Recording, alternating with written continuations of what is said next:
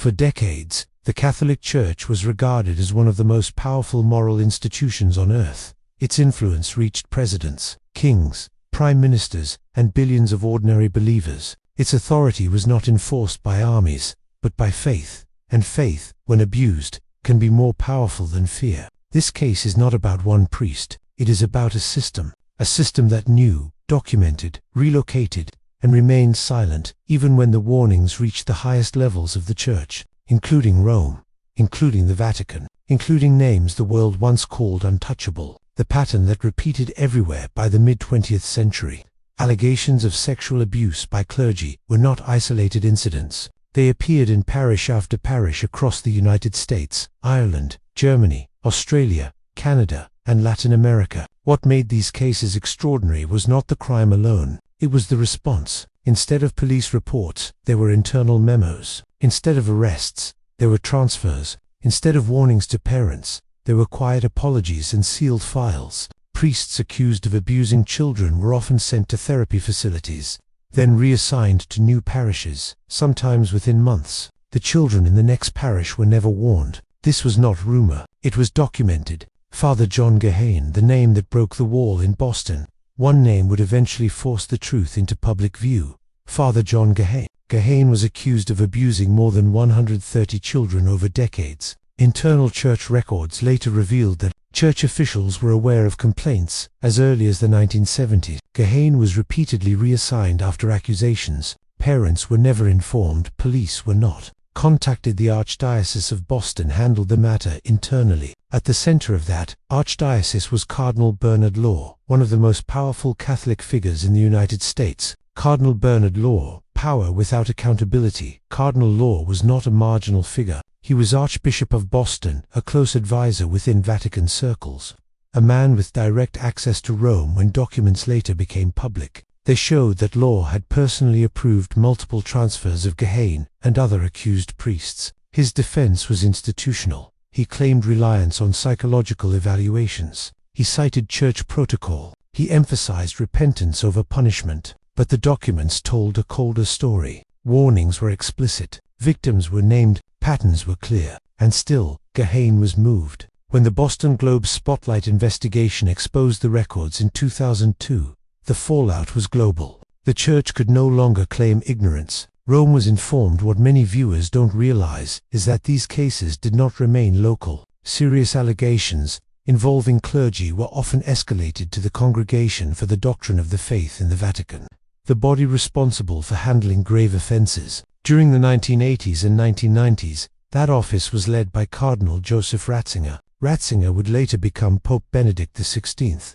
This is not an accusation of personal abuse. It is a documented fact of administrative oversight. Letters later revealed that Ratzinger's office received reports concerning abusive priests and requests for guidance. In some cases, decisions were slow. In others, responsibility was deferred back to local bishops. The result was delay. Delay meant continued access. The theology of silence. Why didn't people speak out? Because faith was weaponized. Victims were told, "This will harm the Church. Forgiveness is a Christian duty.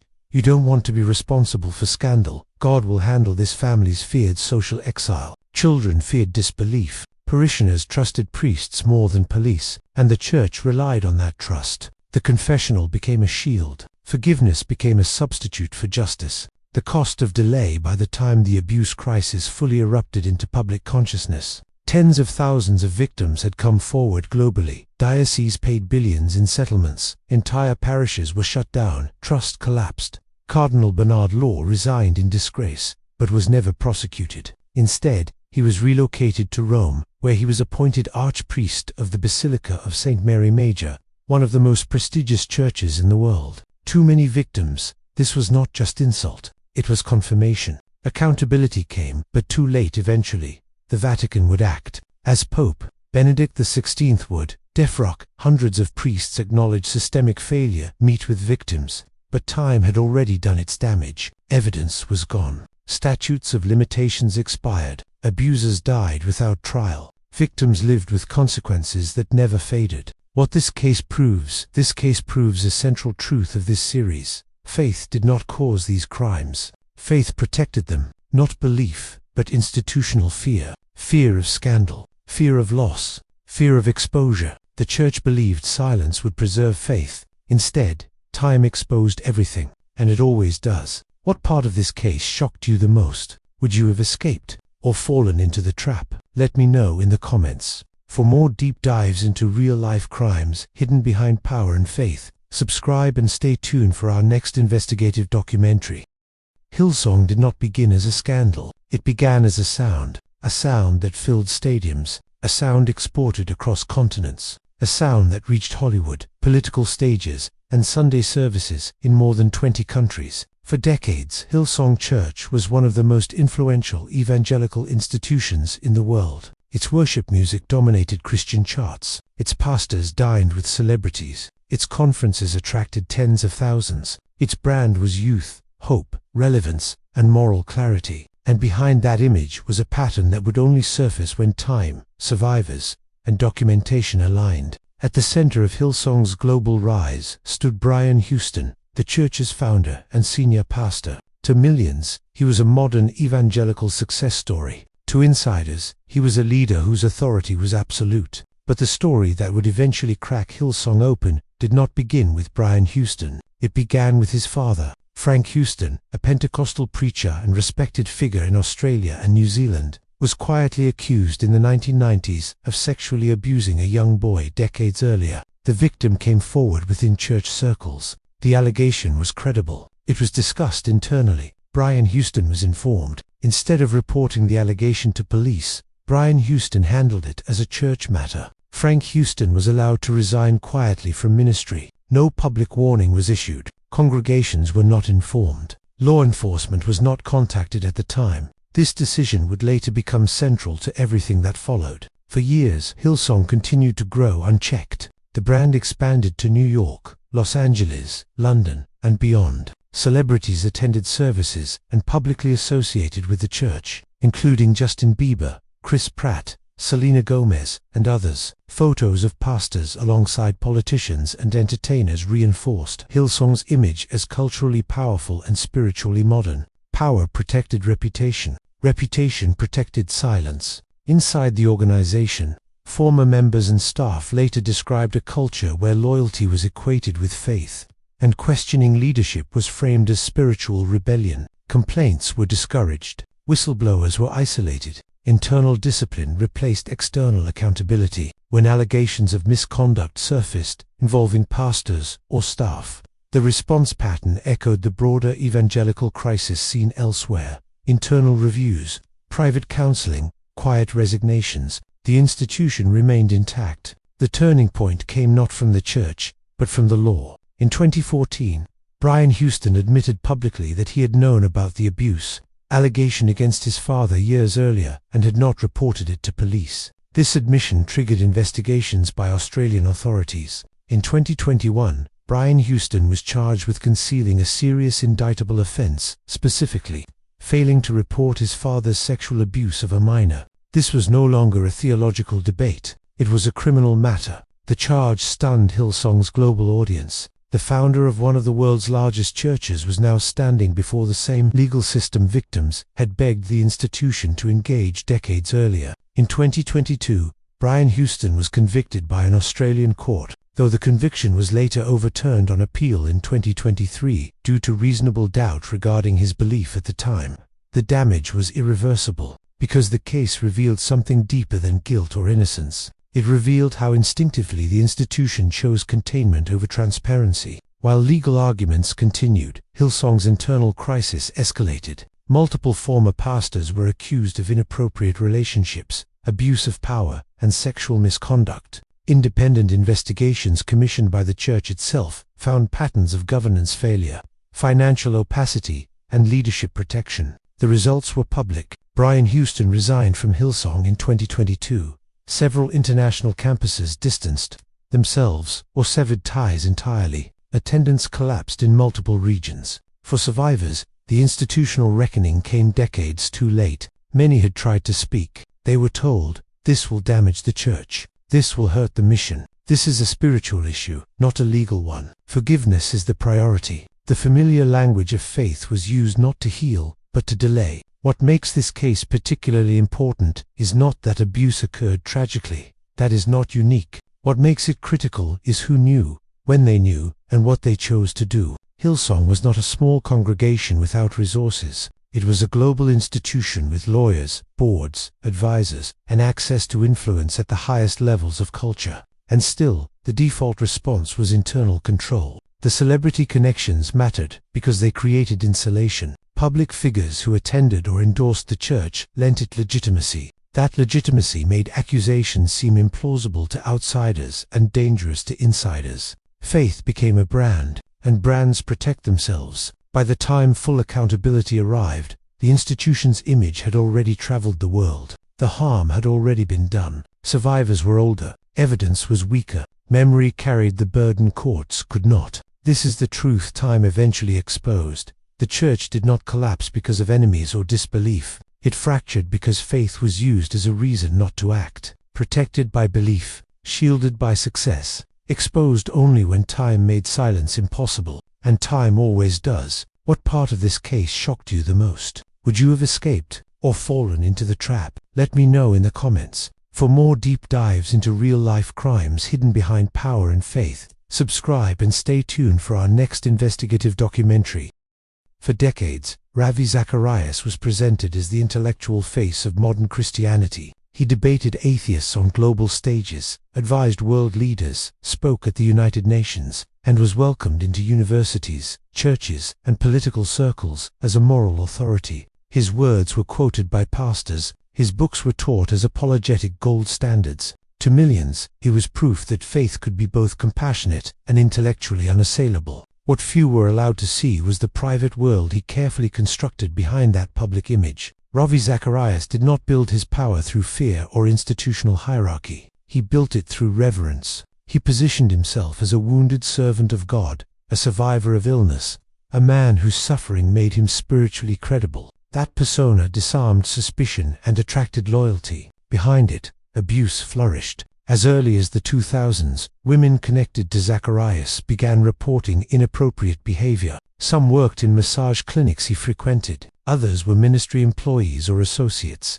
Their accounts, separated by geography and time, followed the same pattern: spiritual manipulation, sexual coercion, and the use of faith language to justify control. Zacharias framed sexual acts as therapy. He framed secrecy as protection of God's work. He framed obedience as spiritual maturity. These were not misunderstandings. They were strategies. When concerns were raised internally within Ravi Zacharias International Ministries, RZIM, leadership chose containment. Complaints were minimized. Settlements were quietly paid. Non-disclosure agreements ensured silence. The institution's priority was not truth, it was preservation. Zacharias's health struggles became part of the shield. He was portrayed as frail, burdened, constantly under attack. Questioning him was framed as cruelty. Accountability was framed as persecution. Once again, faith became armor. In 2020, Ravi Zacharias died of cancer. Only after his death did the truth become unavoidable.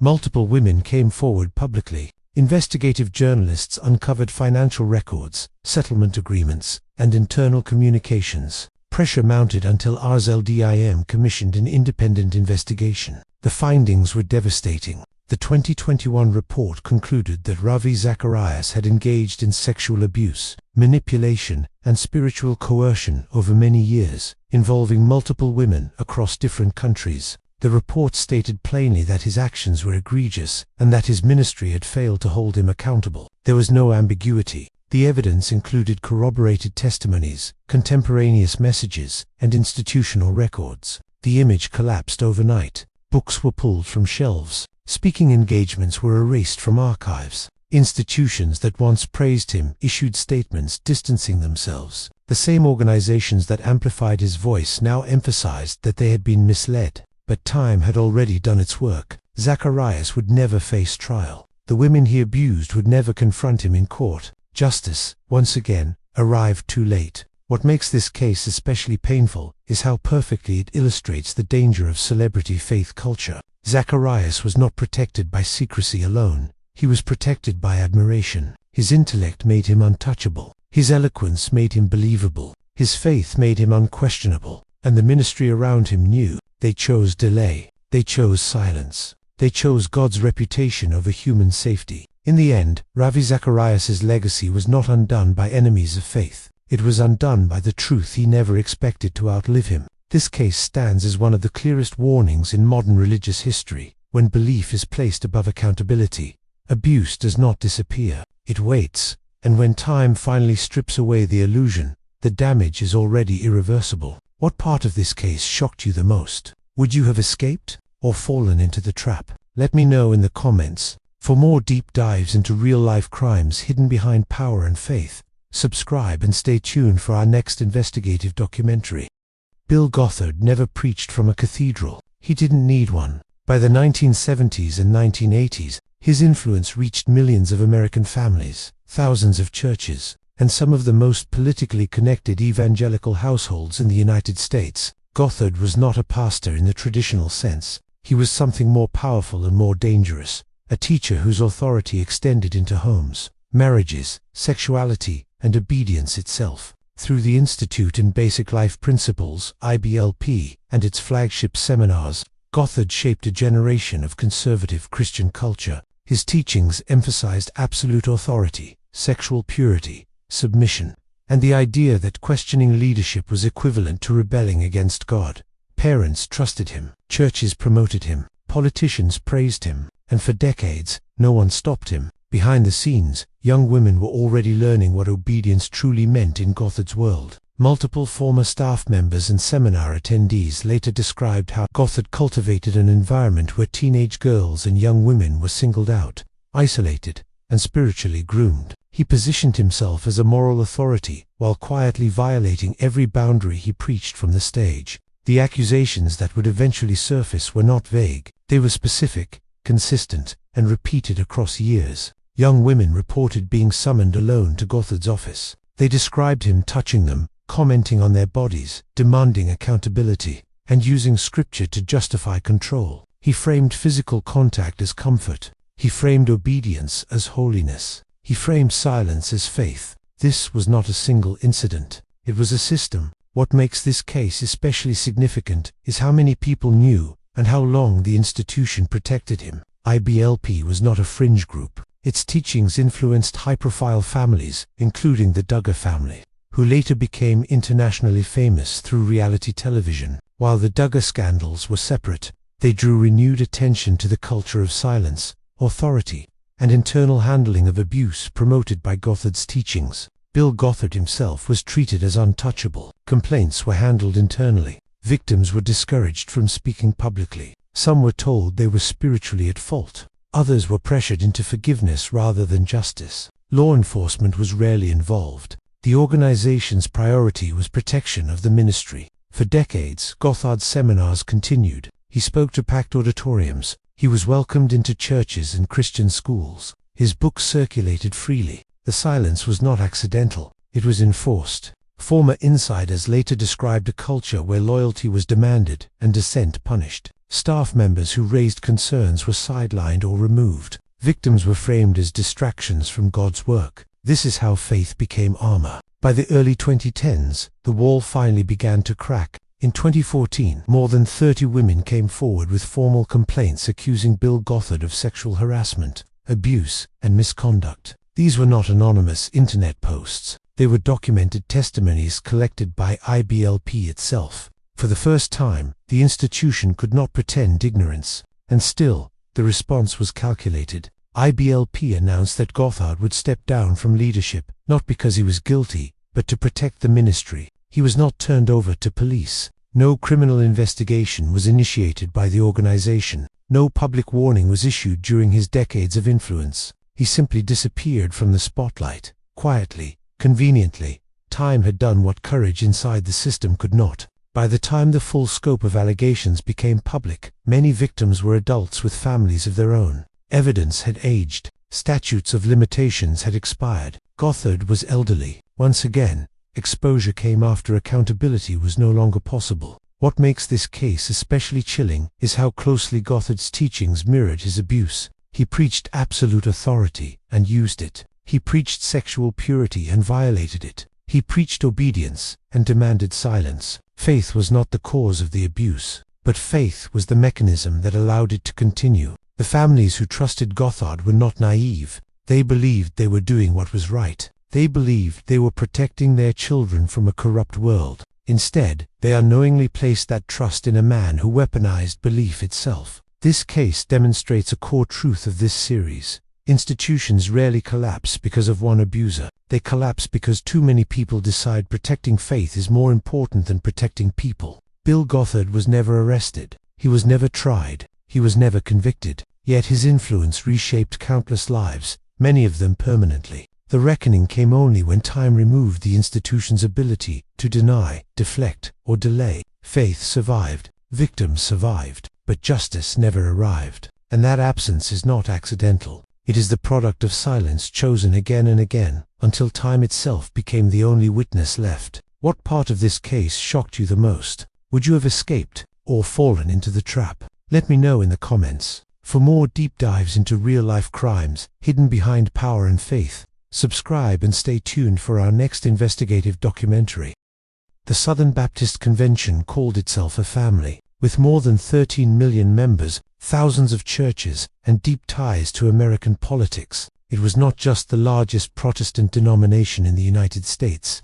It was one of the most powerful religious institutions in the country. Presidents sought its approval. Politicians courted its leaders. Pastors were treated as moral authorities in entire regions of the nation. And for decades, abuse lived inside that family, quietly, repeatedly, and with institutional protection. Unlike cases centered on a single charismatic leader, this one unfolded across hundreds of churches, thousands of victims, and a governing structure that insisted it had no responsibility while quietly managing damage behind closed doors. The pattern was always the same. A pastor was accused of sexual abuse, often involving minors. Church leaders handled it internally. The pastor resigned quietly, or was encouraged to move on. The congregation was told nothing, or given a carefully worded explanation. No centralized warning was issued. Law enforcement was often not contacted. The pastor resurfaced elsewhere. The children left behind carried the consequences. For years, survivors attempted to raise alarms. They were told the same things heard in every faith-based scandal. This will hurt the witness of the church. This is a private matter. Forgiveness is biblical. We don't want to invite lawsuits. The denomination publicly insisted it had no authority over individual churches, and therefore no responsibility. Privately, leaders tracked cases, emails, internal communications, and testimonies later showed that senior figures knew far more than they admitted. One of those figures was Paige Patterson, a former president of the Southern Baptist Convention and a dominant architect of modern conservative evangelical theology. Patterson was not obscure. He helped shape SBC doctrine, education, and leadership for decades. In multiple documented instances, Patterson advised handling rape and abuse allegations internally rather than involving police. In one case, he was recorded recounting how he discouraged a woman from reporting a rape to authorities, framing her endurance as spiritually virtuous. Those recordings were public. The consequences were not immediate. For years, Patterson retained influence. Another key figure was Russell Moore, former president of the Ethics and Religious Liberty Commission. Moore later acknowledged that SBC leadership had failed survivors and protected abusers. His statements confirmed what victims had been saying all along, that complaints were routinely minimized or ignored to avoid scandal. The breaking point came in 2022. An independent investigation commissioned by the SBC released a report that shattered the denomination's public narrative. The findings were devastating. Investigators confirmed that SBC leaders had, for years, kept a secret internal database of accused pastors and church leaders. While publicly denying such a list existed, survivors who reached out for help were often dismissed, blamed, or warned against going to the media. Emails showed leaders discussing public relations strategies, legal exposure, and reputation management, while victims pleaded for protection. The report identified hundreds of pastors and church workers accused of sexual abuse, many of whom were able to move freely between congregations. The institution did not collapse because it lacked information. It collapsed because it refused to act on it. Famous names mattered because they gave the institution credibility and political power. The SBC had deep relationships with lawmakers, judges, and conservative leaders. That access created a sense of immunity, a belief that the denomination was too large, too important, too entrenched to be held accountable. Faith became leverage, leverage became silence, silence became policy. For survivors, the damage was not just physical or psychological, it was spiritual. Many lost their faith entirely, not because they rejected belief, but because belief was used to protect those who harmed them. They were taught that obedience mattered more than safety, that forgiveness mattered more than justice, that reputation mattered more than truth. By the time the SBC publicly acknowledged its failures, generations had already passed through its churches unprotected. Once again, accountability arrived only after exposure was unavoidable. And once again, time did what institutions refused to do when it mattered. This case confirms the pattern running through every story in this series. Abuse survives not because faith exists, but because authority goes unchallenged. Institutions do not fail suddenly. They fail slowly, quietly, decision by decision, until time strips away the protection they built for themselves. And when that happens, belief is not destroyed. Illusion is. What part of this case shocked you the most? Would you have escaped or fallen into the trap? Let me know in the comments. For more deep dives into real-life crimes hidden behind power and faith, subscribe and stay tuned for our next investigative documentary. For generations, the Catholic Church was not just a religious institution in Boston, it was the city's moral spine. Parishes shaped neighborhoods, priests baptized children, buried parents, and were trusted with secrets no one else was allowed to hear. The authority of the Church was so absolute that questioning a priest felt indistinguishable from questioning God. That authority would protect one of the largest, most systematic abuse cover-ups in modern history. At the center of it stood Cardinal Bernard Law, one of the most powerful Catholic figures in America. Appointed Archbishop of Boston in 1984, Law was not a fringe cleric. He was a Vatican insider, a public intellectual, and a close associate of multiple popes. Presidents attended Mass with him, politicians sought his counsel. His word carried enormous weight. Behind that authority was a secret the institution had been managing for decades. Priests were abusing children. Not once, not occasionally, systematically. And the Church knew. Long before the story reached the public, complaints had been filed, parents had come forward, internal records documented allegations against priests, such as Geoghan, who would later become one of the most notorious abusers in American history. The response was not intervention, it was relocation. When accusations surfaced, priests were quietly moved from parish to parish. Congregations were not warned, parents were not informed, law enforcement was not contacted. Counseling was offered not to victims, but to perpetrators. Church officials framed abuse as a moral failing, not a crime. This distinction mattered, because if it was a sin, it could be forgiven. If it was a crime, it demanded accountability. Cardinal Law approved transfers knowing full well what the allegations involved. Internal documents later revealed that the archdiocese tracked complaints, assessed legal risk, and prioritized minimizing scandal over protecting children. Faith was used as a shield.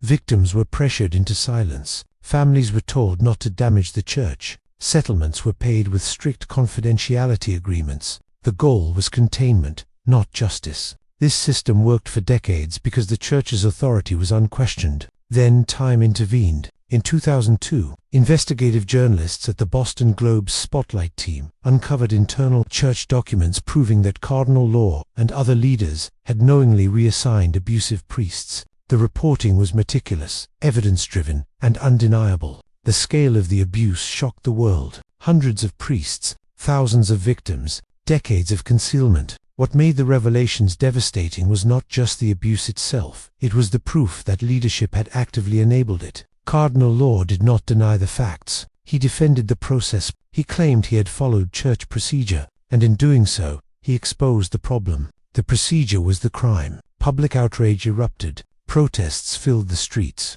Survivors finally found credibility. Lawsuits followed. Settlements reached into the hundreds of millions. In 2002, Cardinal Bernard Law resigned, but he was not punished. Instead, he was quietly relocated to Rome, where he was given a prestigious Vatican position and lived under Church protection until his death in 2017. No trial, no criminal conviction, no personal accountability. Time had exposed the truth, but power still softened the consequences. The impact of the Boston revelations spread globally. Similar patterns emerged across Ireland, Germany, Australia, Latin America, and beyond. The same playbook repeated: internal handling, reassignment, silence, delay. Faith institutions did not invent abuse. They perfected its concealment. For survivors, the harm extended beyond childhood trauma. Many lost faith entirely, not because belief failed, but because belief was used to invalidate their pain, to prioritize reputation,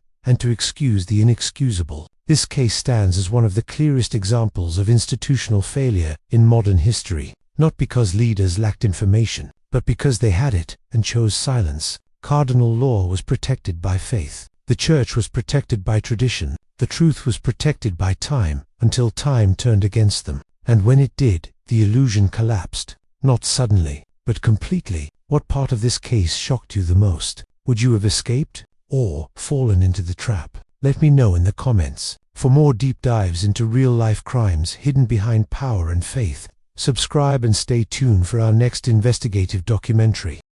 Hillsong was not just a church, it was a brand. From Sydney to New York, London to Los Angeles, Hillsong sold modern faith to a generation that no longer trusted institutions. Its music dominated worship charts worldwide. Its pastors moved like celebrities. Its services looked more like concerts than sermons. At the center of it all stood Brian Houston. To millions, he was the face of global evangelical, cool, charismatic, confident, and seemingly untouchable. Politicians praised him. Celebrities attended his services. His influence stretched far beyond religion into culture, media, and power. Behind that image was a truth Hillsong spent decades trying to outrun. The story did not begin with Brian Houston. It began with his father, Frank Houston, a respected Pentecostal preacher and co-founder of what would later become Hillsong. Sexually abused young boys in New Zealand and Australia during the 1960s and 1970s. Those abuses were not rumors. They were confessed. Frank Houston admitted the abuse to church leadership, including his own son, and the response was silence. Frank Houston was quietly removed from public ministry, but his crimes were not reported to police. Congregations were not warned. Victims were left without justice. The church treated the abuse as a moral failure to be managed internally, not a crime demanding exposure. This decision would define everything that followed. Years later, Brian Houston rose to global prominence, transforming Hillsong into an international empire. The past remained buried, not forgotten, but protected, until time forced it open. In 2013, the Australian Royal Commission into Institutional Responses to Child Sexual Abuse began investigating how organizations handled abuse allegations. Hillsong was called to testify. Under oath, Brian Houston admitted that he knew of his father's abuse and that he had not reported it to authorities at the time. His explanation was familiar. He said he believed the matter had been dealt with internally. He said he was young. He said he was protecting the church. The Royal Commission did not accept that reasoning. In 2021, Brian Houston was formally charged by Australian authorities with concealing a serious indictable offence, specifically, failing to report his father's child sexual abuse. For the first time, the man who built Hillsong's image stood not as a spiritual leader, but as a defendant. The case shook the evangelical world. Hillsong leadership insisted the charges were unfair. Supporters framed Brian Houston as a victim of circumstance. Once again, faith was mobilized as a shield, this time to protect a global figure whose power had been built on moral authority. In 2022, the court dismissed the charge due to lack of evidence, proving criminal intent under the law at the time. Legally, Brian Houston walked free. Morally, the damage was irreversible. The trial exposed a culture of secrecy that extended far beyond one decision. Former Hillsong members and staff began speaking publicly about abuse, manipulation, financial misconduct, and authoritarian leadership within the church. Some allegations were criminal, others were systemic. All pointed to the same core problem: unchecked authority, protected by faith branding and celebrity status. Hillsong's response followed a familiar script: public apologies, leadership reshuffles, internal investigations, statements about healing and moving forward. But the brand had cracked. Brian Houston resigned from Hillsong in 2022, not because the truth was unknown, but because time made continued denial impossible. This case matters because Hillsong represented the future of global Christianity to millions. It claimed transparency, modern values, and accountability. Yet, when faced with abuse tied directly to its foundation, it reverted to the oldest institutional reflex: protect leadership, preserve reputation, delay consequences. Frank Houston died without facing trial. Brian Houston lost his platform but avoided conviction. Victims waited decades to be heard. Once again, justice did not arrive when it mattered most. It arrived when time removed the power to resist it. This is the lesson repeated across every case in this series. Faith does not corrupt. Power does. And when faith is used to protect power, time becomes the only force strong enough to expose the truth. Not quickly, not gently, but inevitably. What part of this case shocked you the most? Would you have escaped or fallen into the trap? Let me know in the comments. For more deep dives into real-life crimes hidden behind power and faith, subscribe and stay tuned for our next investigative documentary. He smiled from television screens across America, preaching prosperity, redemption, and divine favor to millions of households. Alongside his wife, Tammy Faye Bakker, he built PTL, praise the Lord, into a religious media empire that blurred the line between worship and entertainment. Their broadcast reached more than 10 million viewers. Politicians visited their set. Celebrities prayed with them on air. Donations poured in daily. At the heart of Bakker's message was a promise: if you gave generously to God's work, God would bless you generously in return. That promise made Jim Bakker rich. The crown jewel of his empire was Heritage USA, a Christian theme park in South Carolina that mixed evangelical spectacle with luxury resorts, hotels, and timeshare programs marketed as lifetime partnerships with God's kingdom. It was faith, packaged as real estate, and it was built on lies. Behind the cameras, Bakker's operation was collapsing under its own weight. Money donated for religious programming was diverted to fund extravagant personal spending. Heritage USA sold tens of thousands of lifetime partnerships, promising accommodations that could never exist in the numbers advertised. Many donors would never receive what they paid for. This was not mismanagement, it was fraud. But before the financial truth surfaced, another scandal cracked the illusion. In 1987, a former church secretary named Jessica Hahn came forward with a story that shattered Bakker's moral image. She accused him of sexually assaulting her in 1980 during a meeting he framed as spiritual counseling. According to Hahn, Bakker used his authority in religious language to manipulate and silence her. The revelation exploded across national media. Bakker initially framed the encounter as consensual, but admitted to paying church funds to secure Hahn's silence. That payment alone violated federal law. For years, the institution around Bakker had protected him. Staff were pressured into silence. Questions were buried. The show went on, but time had turned against him. As media scrutiny intensified, federal investigators began examining PTL's finances. What they found was overwhelming. In 1989, Jim Bakker was convicted on 24 counts of fraud and conspiracy. The evidence showed systematic deception of donors, misuse of funds, and intentional misrepresentation. The man who preached divine blessing was sentenced to 45 years in federal prison, one of the harshest sentences ever given for white-collar crime at the time. His empire collapsed overnight. Heritage USA was abandoned. PTL broadcasts ended. Millions of followers were left stunned, angry, and spiritually disoriented. Many had donated savings they could not afford to lose, believing they were serving God. Bakker appealed his sentence, and while the length was later reduced due to sentencing errors, the convictions stood. He ultimately served nearly 5 years in prison before his release in 1994. Prison did not erase his faith, but it stripped away his protection. In later years, Jim Bakker returned to televangelism, claiming repentance and transformation. Yet controversy followed him again, including false health claims and legal actions related to misleading products, reinforcing the same pattern that defined his rise. The Jim Bakker case is not just about hypocrisy. It is about how faith, when merged with unchecked authority and celebrity, becomes a tool of exploitation. Bakker was not protected because people lacked evidence. He was protected because people believed, and belief made doubt feel like betrayal. Institutions circled him, supporters defended him, warnings were ignored, until time forced the truth into daylight. This case stands as a reminder that religious language can inspire hope, but it can also disarm skepticism. When faith replaces accountability, power goes unchallenged, and abuse thrives in plain sight. Jim Bakker was protected by belief, exposed by time, and remembered not for the sermons he preached, but for the trust he broke. What part of this case shocked you the most? Would you have escaped or fallen into the trap? Let me know in the comments. For more deep dives into real-life crimes hidden behind power and faith, subscribe and stay tuned for our next investigative documentary.